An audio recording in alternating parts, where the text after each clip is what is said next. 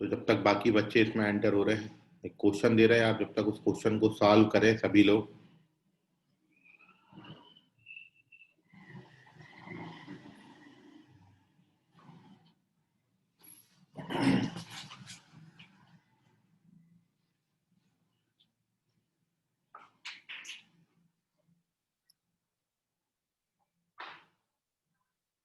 Good morning sir. Very good morning.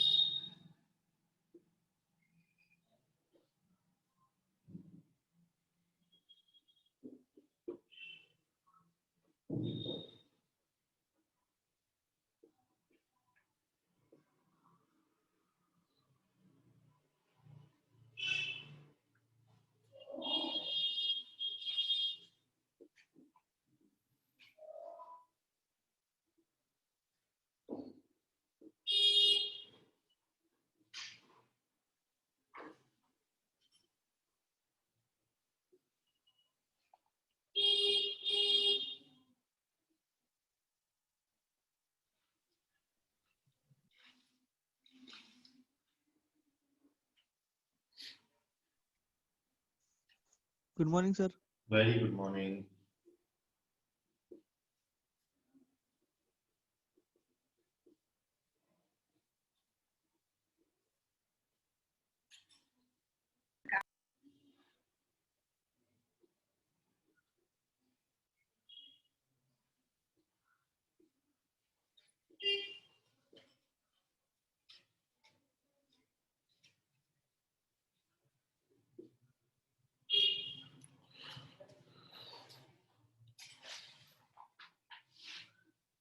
तो जब तक आप ये क्वेश्चन को बनाइए, बाकी बच्चे एंटर हो रहे हैं।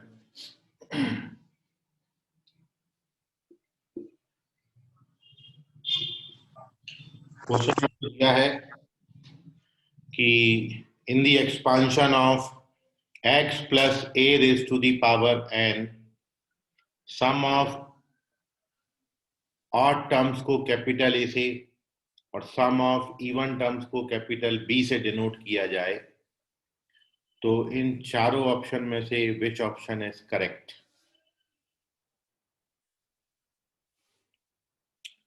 क्या ए बी का value 1/4 x minus A power 2n minus x plus A power 2n होगा, या फिर 2ab बराबर x plus A power 2n minus x minus A power 2n होगा, या 4ab बराबर x plus A power 2n minus x minus A power 2n होगा, या फिर इनमें से कुछ भी नहीं होगा, none of these. Which option is most suitable? जो अभी तक आपने थ्योरी पढ़ा उतनी बात पर बेस्ड एक क्वेश्चन हम यहाँ डिस्कस कर रहे हैं, फिर हम चलेंगे थ्योरी में आगे।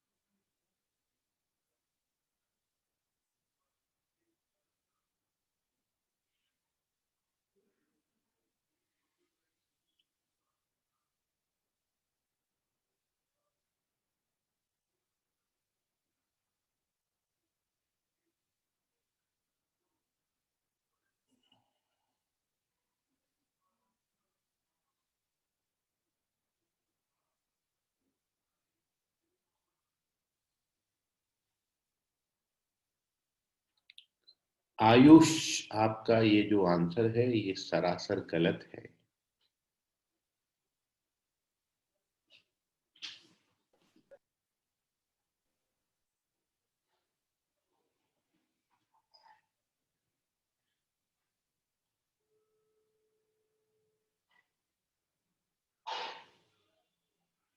एनी बॉडी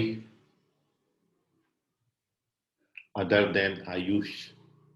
आयुष तो गलत हो गए। आओ आ जाओ प्रणव, कहाँ थे इतने दिनों से? सर गाँव गया था। 15 अगस्त? नहीं, गाँव गया था।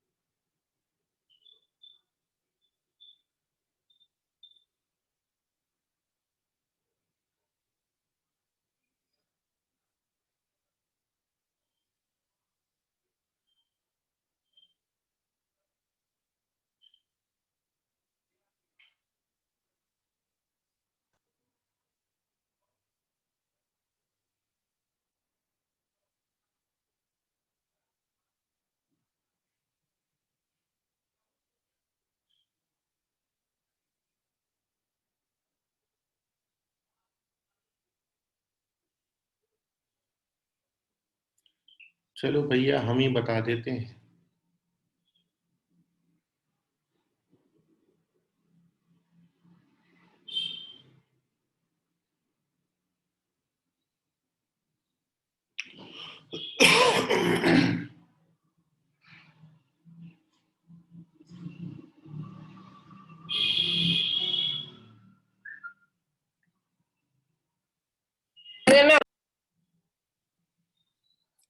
कौन बे?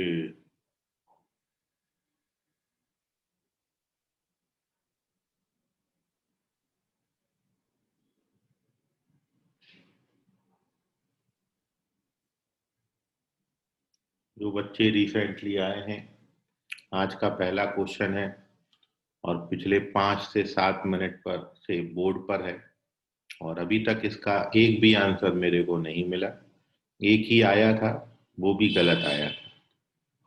तो 2 मिनट और मैं ओवरऑल आप सभी को दे रहा हूं आप कि आप इस क्वेश्चन का आंसर करें, otherwise we will discuss its solution with answer.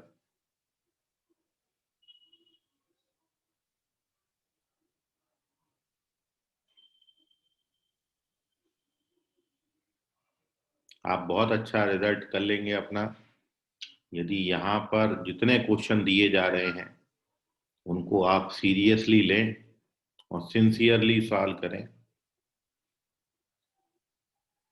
तो जरूर आप बहुत कुछ अच्छा कर ले जाएंगे।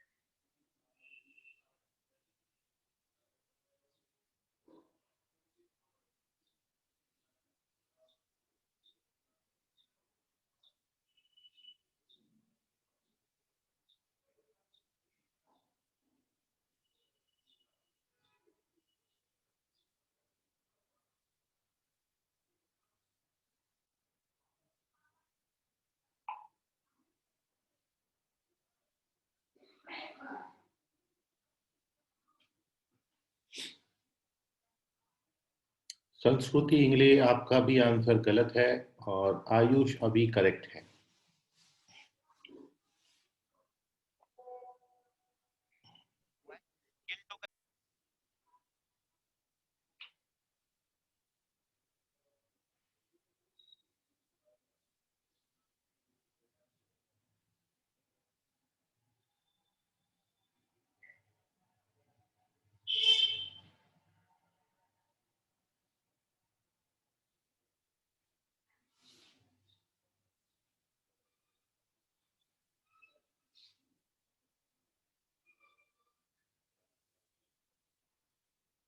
वंश वाघ रॉन्ग आंसर। चलिए, here we discuss the solution of this question. Sanskrit sorry Ankit Kumar सही जवाब।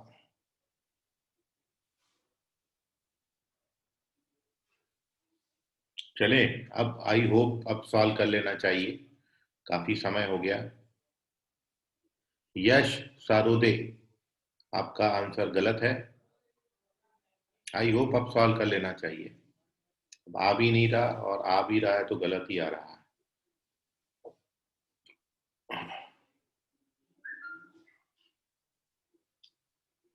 तो देखिए, अभी correct answer of this question is third option.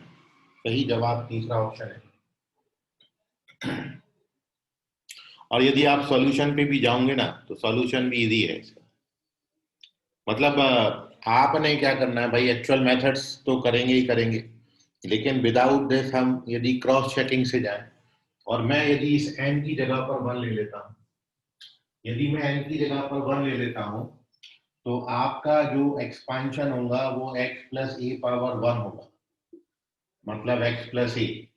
अब आपको बोला है कि ऑड टर्म्स के सम को हम ए से डिनोट कर रहे हैं, तो इसमें दो टर्म है, ये फर्स्ट टर्म और ये सेकंड टर्म।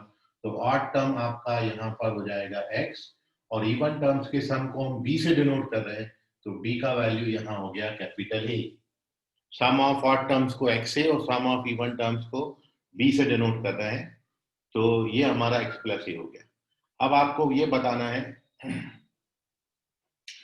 कि इनमें से कौन सा ऑप्शन करेक्ट है। तो मैं यदि n की जगह पर 1 लेता हूं, और n की जगह पर देखिए a और b का प्रोडक्ट सारे ऑप्शन में है, तो यदि आप a और b का प्रोडक्ट कर लें तो ये ax आएगा, तो ये ax, ये 2ax और ये 4ax। तो इनमें से किस ऑप्शन में ये 4ax बनाएगा, तो आप ये जानते हो कि ये जो ऑप्शन है, n की जगह 1 डालेंगे तो x प्लस ए स्क्वायर में से x माइनस ए स्क्वायर को सब्ट्रैक्ट करोगे। If you subtract x plus A square में, क्योंकि n की जगह 1 डालना है, और x माइनस ए का स्क्वायर सब्ट्रैक्ट करोगे, तो this gives you x square plus A square plus 2ax, और x square a square plus 2ax, and this is your 4ax which is 4ab, and this is your correct option। तो आप cross checking से जा सकते थे इस question में। एक स्क्रीनशॉट ले लीजिए, फिर we will discuss its actual solution. फिर इसका एकदम सही जो तरीका है वो मैं आपको बता रहा हूँ।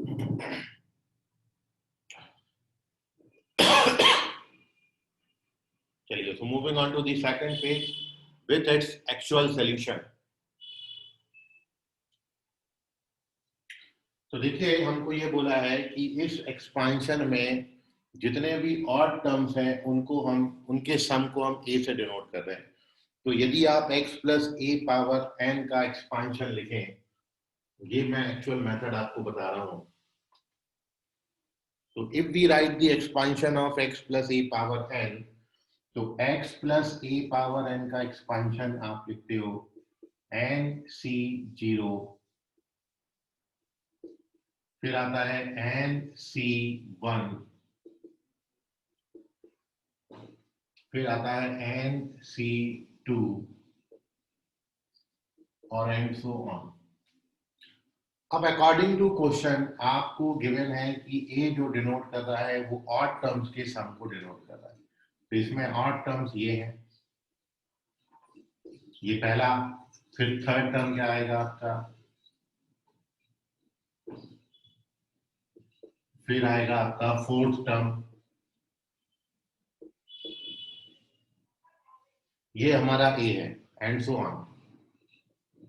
ऑड टर्म्स के सम को हमने a से डिनोट करा, और आप देखिए सारे ऑप्शन में हमको x plus A power 2n और x plus A power 2n ऐसा दे रखा है, इसको आप ध्यान में रखिएगा।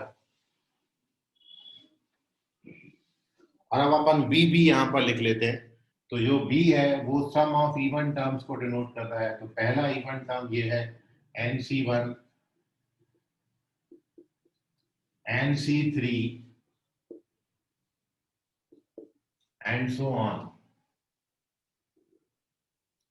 और अब आप देख रहे हैं कि यदि मैं इन दोनों को ऐड कर दूं, यदि आप a प्लस बी निकालो, so therefore यदि आप a में b को ऐड कर दें तो आपको ये सारे टर्म्स का सम मिल जाता है। मतलब a प्लस बी आपका आता है x plus a power n, और यदि आप a में b को सब्ट्रैक्ट करें तो एक टर्म पॉजिटिव फिर नेगेटिव फिर पॉजिटिव फिर नेगेटिव, तो ये किसका एक्सपेंशन हो जाएगा?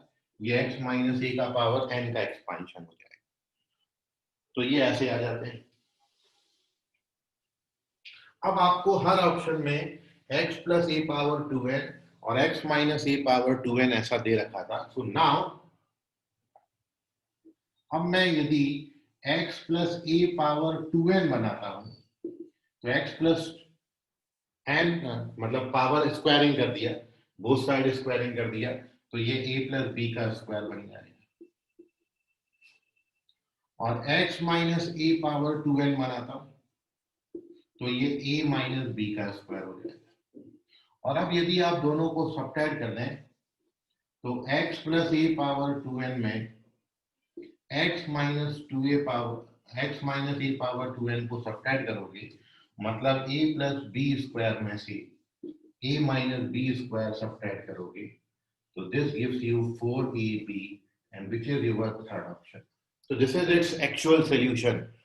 सम ऑफ इवन टर्म्स और सम ऑफ ऑड टर्म्स जो आपको दिया था उसका मीनिंग ये था। तो एक्चुअल सॉल्यूशन ये है। बाकी आप उसको क्रॉस चेकिंग से n बराबर 1 डाल के भी चेक कर सकते थे। नोट कर लीजिए इसको। कोई डाउट, कोई क्वेरी, कोई सवाल मन में उठ रहा है तो पूछ लीजिए इससे रिलेटेड।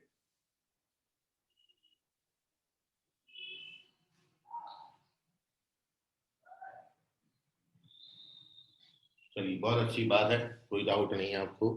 और अब देखें इसमें अगली बात।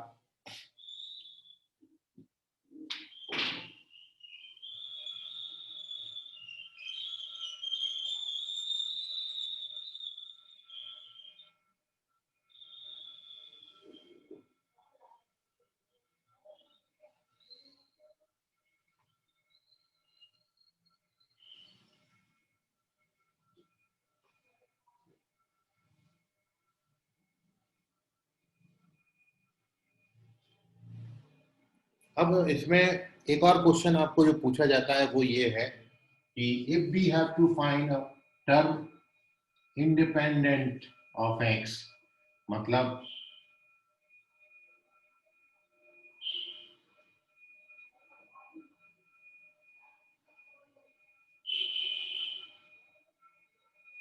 और इंडिपेंडेंट टर्म को हम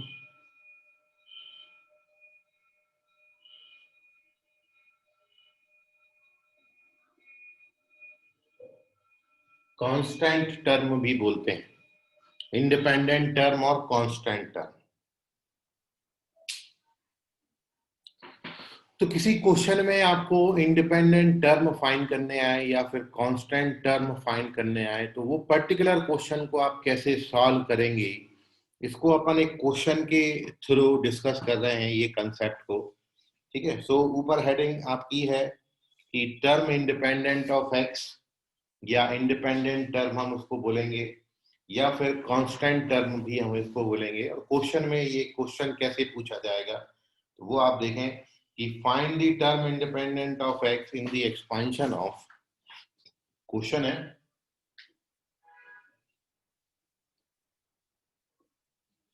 find the term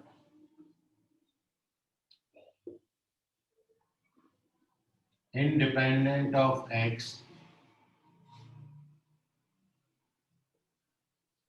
in the expansion of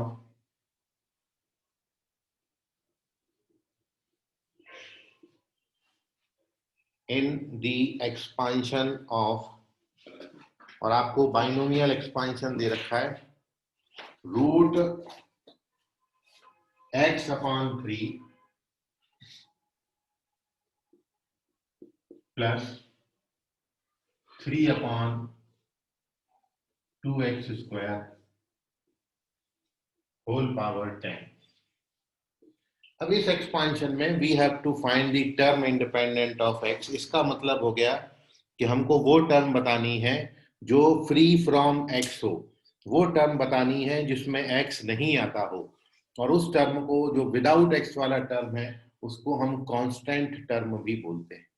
तो आप ये जानते हो कि यदि 10 का इंडेक्स लगा है तो टोटल 11 टर्म आएंगे, और मैं यदि 11 के 11 टर्म लिखूं और फिर वो 11 टर्म को सिंप्लीफाई करके ये देखूं कि कौन सा टर्म में वो विदाउट एक्स वाला टर्म बन रहा है, तो ये जो कैलकुलेशन वाइज है बहुत लेंथी हो जाएगा कि हर बार मैं एक्सपांशन लिखूं और फिर उसमें इंडिपेंडेंट टर्म फाइंड करूं।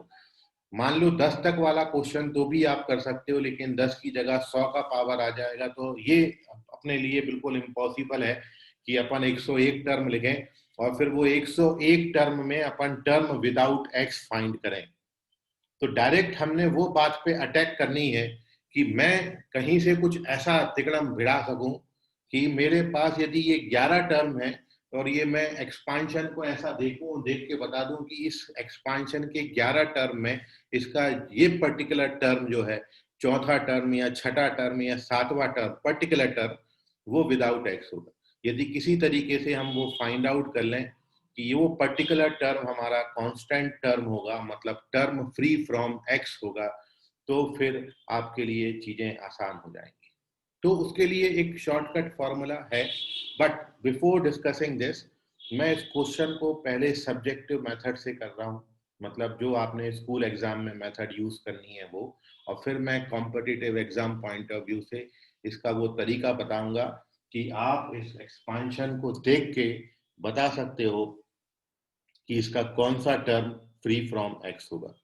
अब यहाँ पे ये मैं 10 का पावर दे दूं या फिर 100 का पावर दे दूं या फिर 1000 का पावर दे दूं, आप हर बारी थोड़ी सी कैलकुलेशन से ये बता सकते हो कि कौन सा पर्टिकुलर टर्म इसका फ्री फ्रॉम एक्स या कांस्टेंट टर्म होगा या इंडिपेंडेंट ऑफ एक्स होगा। तीन तरीके से क्वेश्चन पूछा जाता है, find the constant term, find the term independent of x, find the term without x, find the term free from x. बहुत तरीके हैं इसको पूछने के, सबका मतलब एक ही निकलता है कि वो टर्म बताओ जिसमें एक्स नहीं आता है।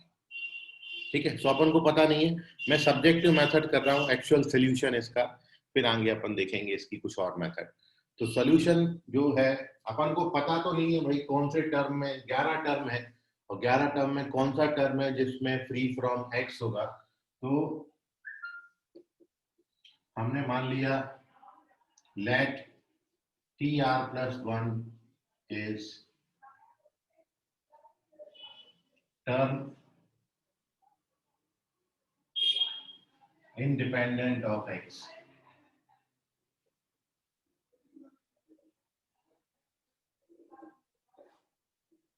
तो आप सबसे पहले tr+1 निकाल लो, जनरल टर्म जिसको बोलते हैं। तो वो क्या होता है फॉर्मूला, NCr फर्स्ट टर्म पे पावर n-r और सेकेंड टर्म पे पावर r, ये हमारा जनरल टर्म का फॉर्मूला है। अब इसको थोड़ा सा फर्दर हम कैलकुलेट करेंगे। यहां पर x पे पावर आपकी कितनी आती है, 10-r/2, और नीचे 3 पे भी पावर कितना हो जाएगा, इंटू 3 पे पावर r, 2 पे पावर r और x पे पावर 2r। अब आप यहाँ पे एक काम करें कि आप यहाँ पर x की नेट पावर निकालें। ये 3 पावर r सच है, ये नीचे भी 3 पावर 10-r/2 सच है, 2 पावर r सच है। अब मैं यहाँ पर x पे नेट पावर निकाल रहा हूँ। नेट पावर मतलब ये दोनों पावर्स को मैं एडजस्ट कर रहा हूँ, इसकी x की। तो दोनों पावर को जब आप एडजस्ट करेंगे तो ये 10-5r/2 आ जाएगा। ये पावर ऊपर आके इसमें सब्ट्रैक्ट हो जाएगी, मतलब -2r करोगे तो जब इसमें -2r करेंगे सो वी गेट 10-5r/2। सो आपने जो करना है वो ये कि यहाँ पर हम x पे नेट पावर निकाल लेंगे, फाइनल पावर x पे, ओवरऑल पावर कितना आएगा। So we get 10-5r/2। सो हमने ये माना है कि हमारा जो r+1 टर्म है वो फ्री फ्रॉम x है या टर्म इंडिपेंडेंट ऑफ x है। इसका मतलब r+1 टर्म है, इस टर्म में x की पावर जो है वो 0 आएगी। तो इसलिए अब इसको आर प्लस 1 टर्म को इंडिपेंडेंट ऑफ एक्स बनाने के लिए एक्स पे पावर हमको कितना करना पड़ेगा 0. सो फॉर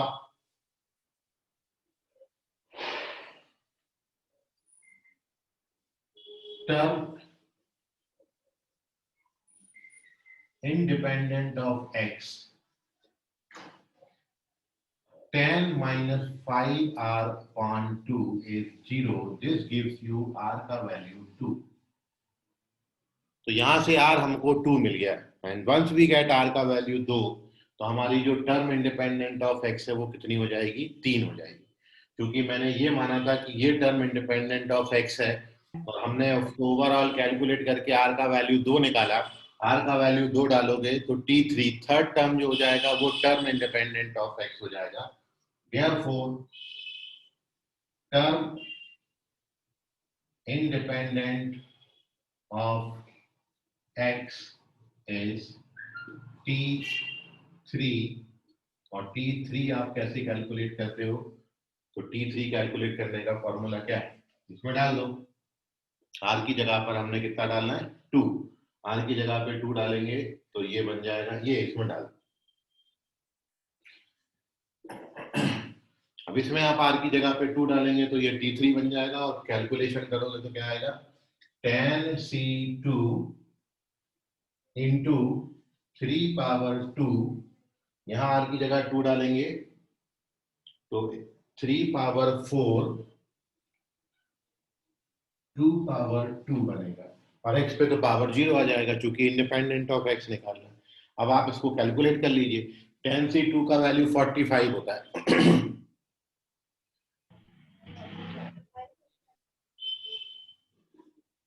यहाँ पे 3 स्क्वायर बचेगा और 45 करोगे तो 5/4 इज योर आंसर. तो टर्म होगा थर्ड टर्म और उसकी वैल्यू आएगी 5/4. ना इसको आप नोट कर लीजिए, कोई डाउट है तो पूछ लीजिए.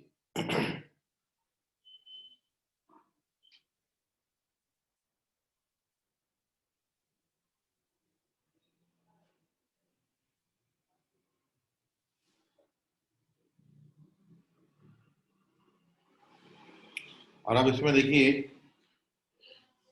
मैं आपको आगे एक ऐसा फॉर्मूला बताऊंगा जिसमें मैं आपके इतने स्टेप सेव कर दूंगा.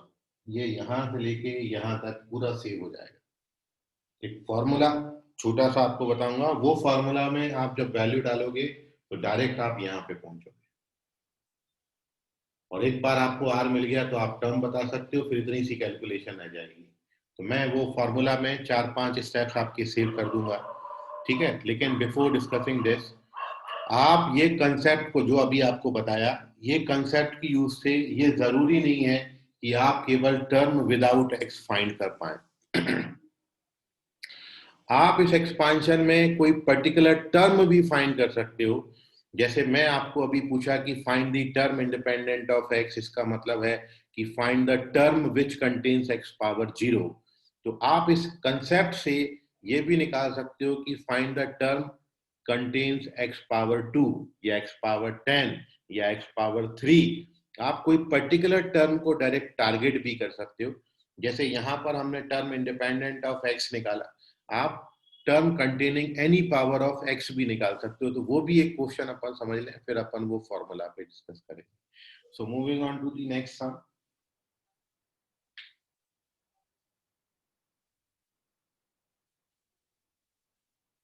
अब अपन कांस्टेंट टर्म फाइंड करने के बजाय या इंडिपेंडेंट टर्म फाइंड करने के बजाय कोई पर्टिकुलर टर्म फाइंड कर रहे हैं.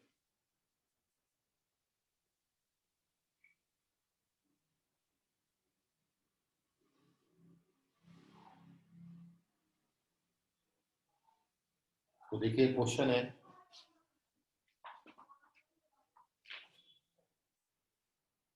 Find coefficient of x power -7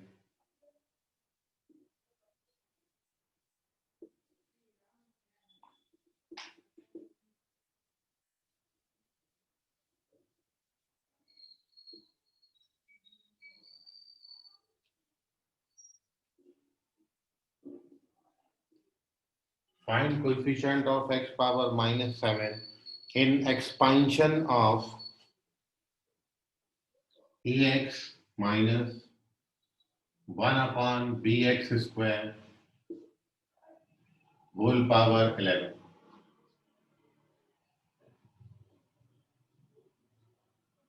Whole power 11.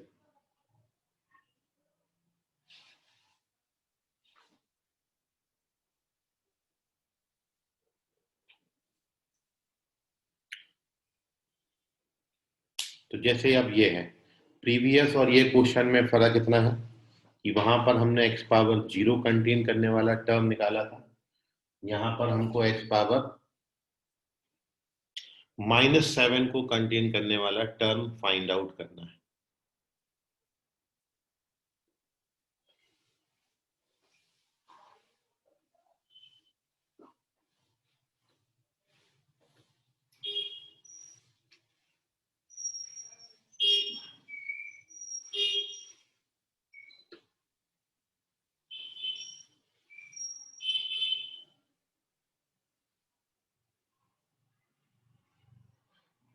देखिए सॉल्यूशन में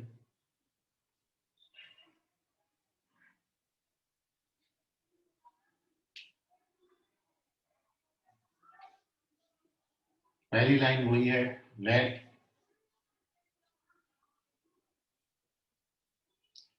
x पावर -7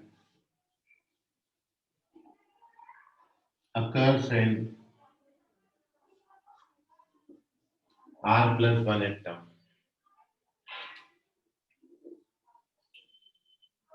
मान लेते हैं r plus 1 टर्म में x पावर -7,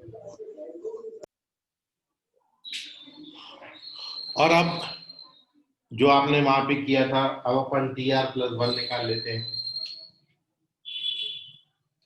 तो हमारा जनरल टर्म हम जानते हैं क्या होता है, फॉर्मूला NCr, फर्स्ट टर्म पे पावर n-r।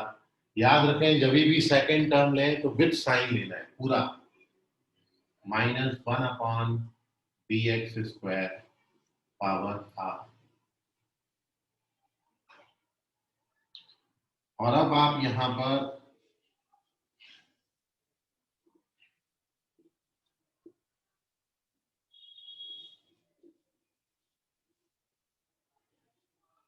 x पे नेट पावर निकालेंगे।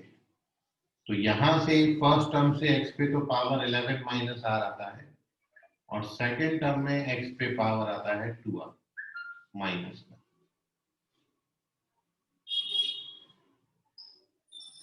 So this gives you 11CR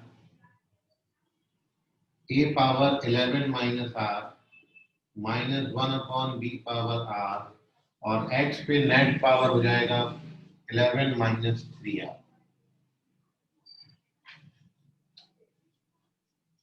अब हमने ये माना है कि r plus 1 टर्म में x पावर -7 आ रहा है, तो इसलिए ये पावर आपकी कितनी होना चाहिए, -7, क्योंकि हमको r plus 1 टर्म में x पे नेट पावर कितनी बनानी है, -7।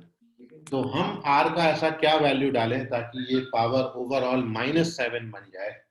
तो अकॉर्डिंग टू क्वेश्चन, ये क्यू का मतलब according to the question 11 minus 3r को हम -7 से कंपेयर करेंगे, और यहां से r का वैल्यू आपको क्या दे देगा, ये 6, क्योंकि ये आपका हो जाएगा 18, 3r is equals to 18, so r equals to 6, so therefore T6 plus 1, क्योंकि r का वैल्यू 6 निकाला है, 6 plus 1, so T7 contains x power -7। तो जो सेवेंथ टर्म होगा वो x पावर -7 को कंटेन करेगा।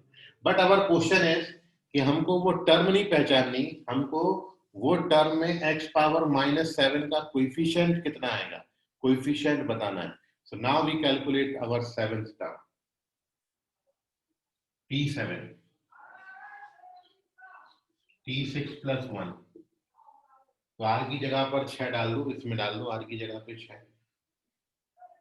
11C6 a पावर 11 माइनस 6 और माइनस 1/b पावर 6 और x पे पावर ये तो -7 बनाएगा.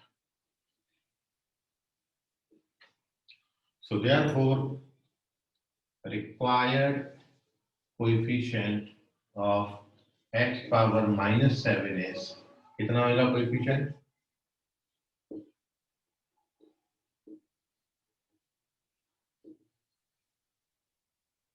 और अब 11c6 को आप कैलकुलेट कर लीजिएगा. आप जानते हो कैसे कैलकुलेट करते हैं. तो 11c6 को कैलकुलेट करने के बाद ये आपको 462 वैल्यू देगा. तो आंसर आपका 462 a power 5 upon b power 6 होगा. This is coefficient of x power -7. तो आप इस तरीके से भी यूटिलाइज कर सकते हो ये कंसेप्ट को. तो अभी तक आपने 2 क्वेश्चन किए कि जब आपका कांस्टेंट टर्म पूछा जाए या फिर आपको जब पूछा जाए कि x पावर -7 या कोई पर्टिकुलर टर्म, जैसे आप देख रहे हो 11 का इंडेक्स लगा है, प्रीवियस क्वेश्चन में 10 का इंडेक्स था, यहाँ 11 का इंडेक्स है, 11 का इंडेक्स है, 12 टर्म आएंगे. तो this is not possible for you कि आप 12 के 12 टर्म लिखें और फिर हर टर्म में x की पावर देखें और फिर ये बताएं कि कौन सा टर्म होगा जिसमें x का पावर -7 आएगा. तो बजाय इसके हम डायरेक्ट ये सब्जेक्टिव मेथड यूज करेंगे कि हम मान लेते हैं कि x power -7 r plus 1th term में आ रहा है. तो फिर मैं वो कैलकुलेशन जमा के r का वैल्यू निकाल लेता हूँ. r का वैल्यू 6 आया तो टर्म हमारा 7th टर्म हो जाएगा. तो 7th term is the term जिसमें x पावर -7 आता है. तो अब इसमें आपको 2 तरीके से क्वेश्चन पूछ सकते हैं.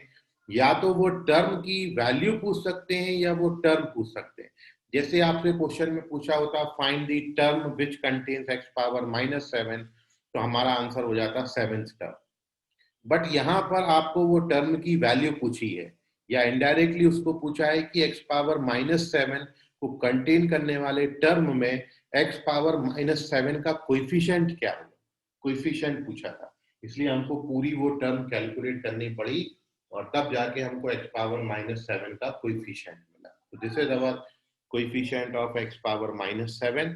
और अब अपन इस एक बात पे डिस्कशन कर रहे हैं कि वो कौन सा तरीका है जिससे अपन को डायरेक्टली देख के, इस क्वेश्चन को देख के, मतलब मैं इतने स्टेप सेव कर दूं, डायरेक्टली ये पता लग जाए कि वो कौन सा टर्म है इन 12 टर्म में, वो कौन सी टर्म है जो x पावर -7 को कंटेन करेगा. ये डायरेक्टली फाइंड आउट करना है. तो उसके लिए क्या फॉर्मूला है, अब मैं वो आपके साथ डिस्कस कर रहा हूँ. फिलहाल इतनी बात में कोई डाउट है तो पूछ लीजिए, otherwise take the screenshot of this.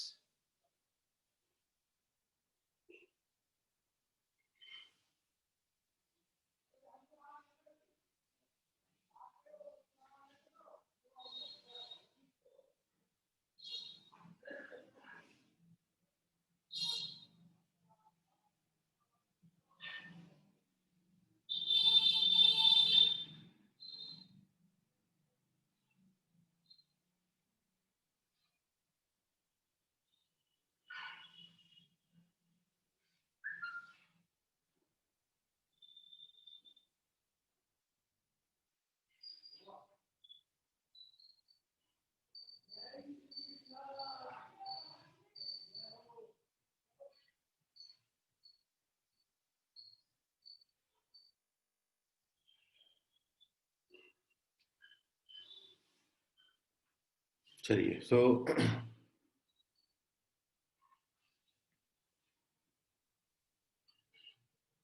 अब देखिए इसमें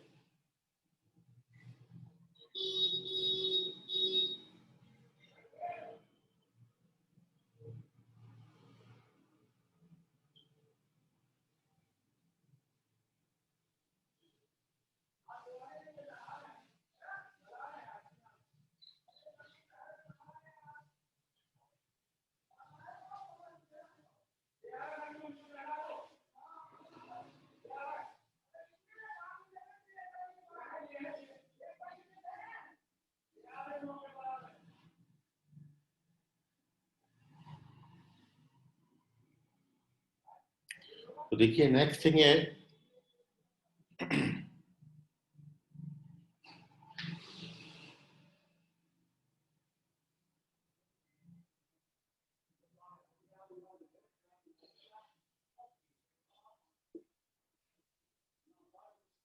to determine a particular term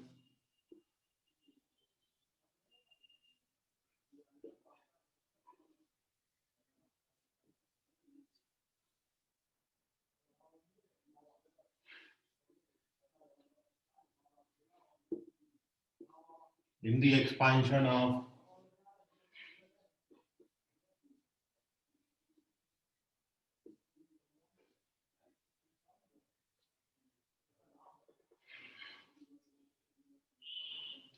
तो अब आपको वो फॉर्मूला बता रहे हैं जिससे आप डायरेक्ट वो टर्म बता सकते हो जो कि किसी x की पर्टिकुलर पावर को अपने में कंटेन करता हो। तो सबसे पहली बात आपने याद रखना है कि जो भी आपका गिवन एक्सपेंशन होगा उसको आप इससे कंपेयर करोगे। ये हमारा स्टैंडर्ड फॉर्म है, ठीक है। याद रखें यहाँ पे 1/x पावर बीटा है, यहाँ पर x पावर अल्फा है और ये n। हमेशा गिवन क्वेश्चन को इससे कंपेयर करके अल्फा, बीटा और n पता कर लेंगे।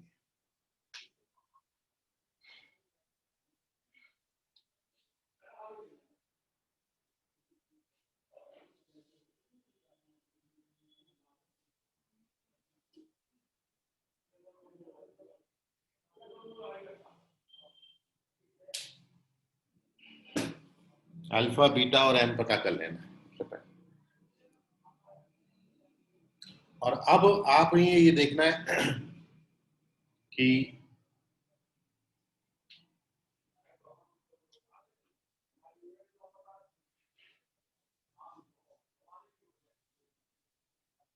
x पावर n, अब आपको ये n का वैल्यू 0 हो सकता है, आपका n का वैल्यू -7 हो सकता है। जो भी डिपेंड करेगा क्वेश्चन पे कि आपको कांस्टेंट टर्म फाइंड करनी है कि x पावर -7 को कंटेन करने वाला टर्म फाइंड आउट करना है। तो हमने मान लिया let x power m occurs in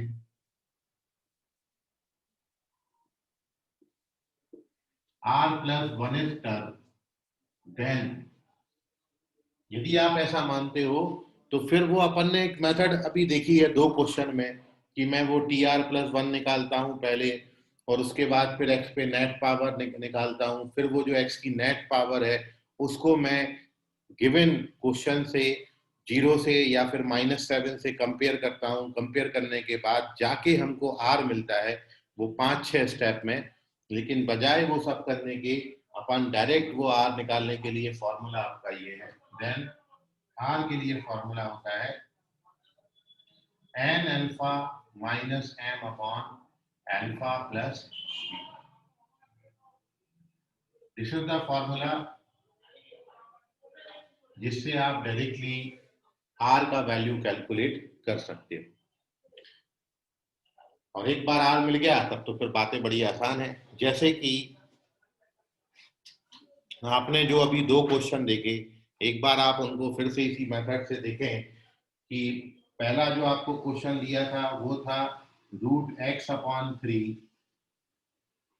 plus 3/2x² whole power 10, और इसमें you have to find constant term या टर्म विदाउट x या टर्म इंडिपेंडेंट ऑफ x।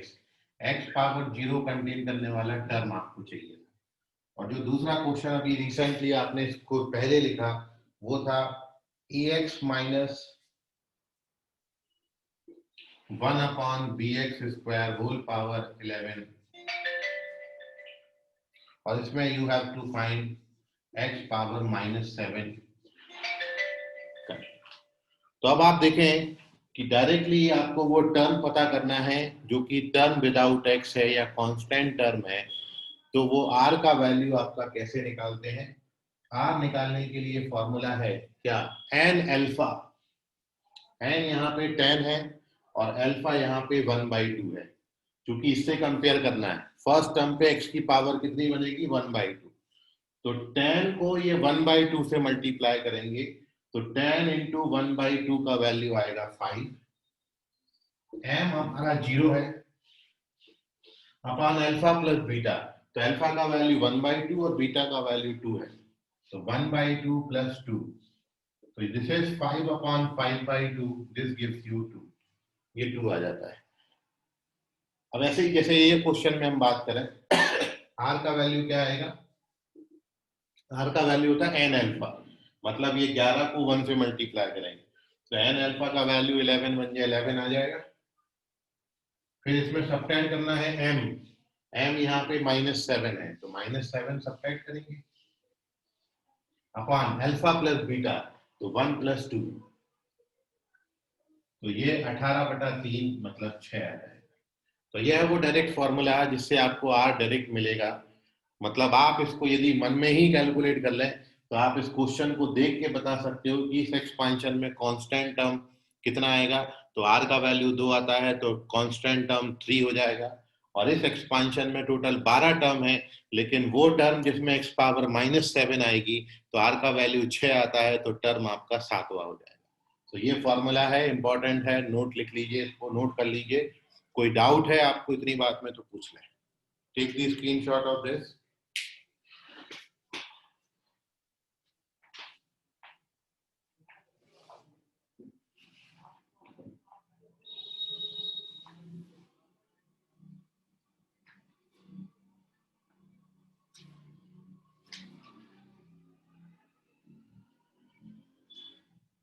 अब एक और क्वेश्चन मैं आपको दे रहा हूं, वो आप ट्राई करिए,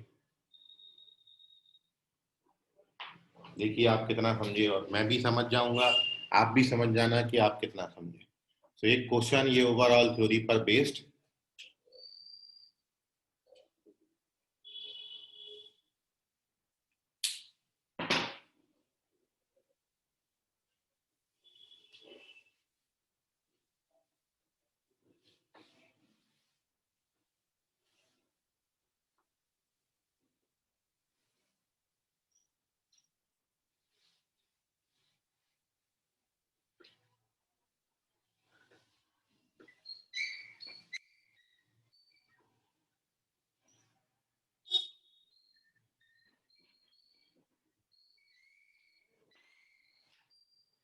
योर क्वेश्चन इज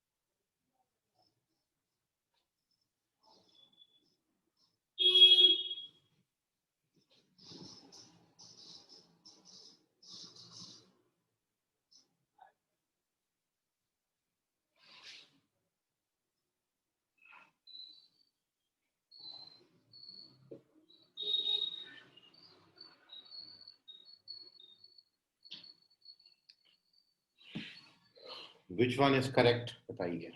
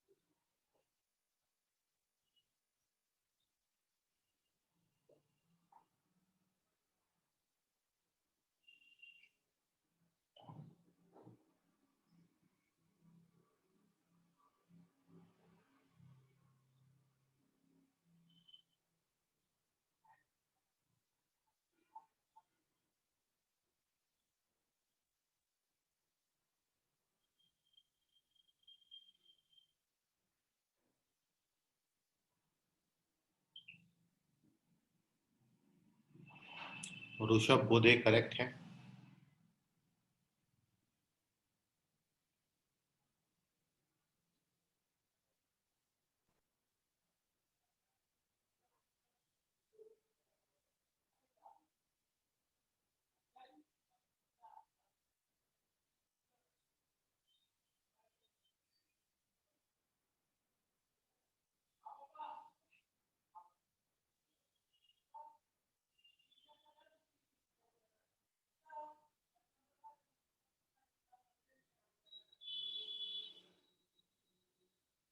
एक ही आंसर आया।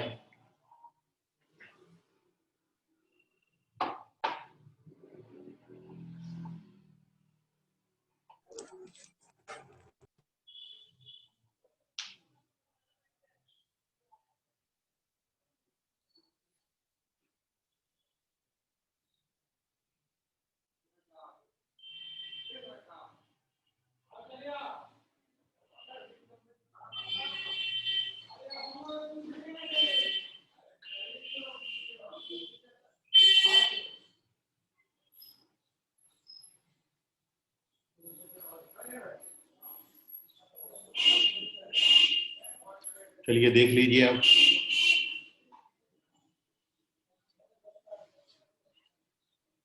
धन्नो मतलब ये भी नहीं लाया क्वेश्चन, कुछ भी नहीं बचा, तो सारी तो दम निकाल दी क्वेश्चन की। आयुष करेक्ट है। इतना बच्चों में केवल 2 आंसर आया।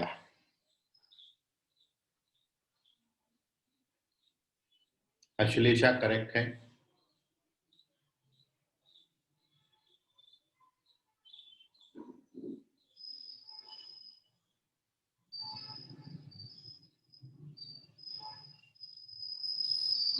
प्रणव करेक्ट है।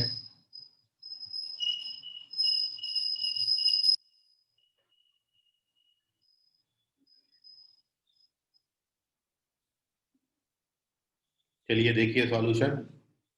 ये आज का लास्ट क्वेश्चन है। कुछ और क्वेश्चन अपन इस पर आगे अगली क्लास में करेंगे। जीविता करेक्ट है। कुछ और क्वेश्चन अपन इसको अगली क्लास में पढ़ाएंगे आगे ओवरऑल। तो देखिए correct answer is second option.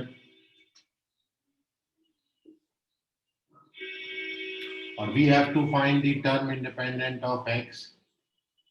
तो हमारा जो r का वैल्यू हो जाएगा वो n alpha minus m upon alpha plus beta.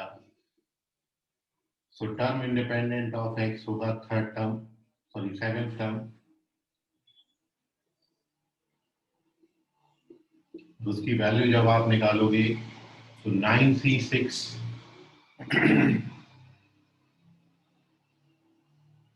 और -1/3 पावर 6 आएगा। 9c6 का वैल्यू 9c3 के बराबर होगा और ये 1/3 पावर 6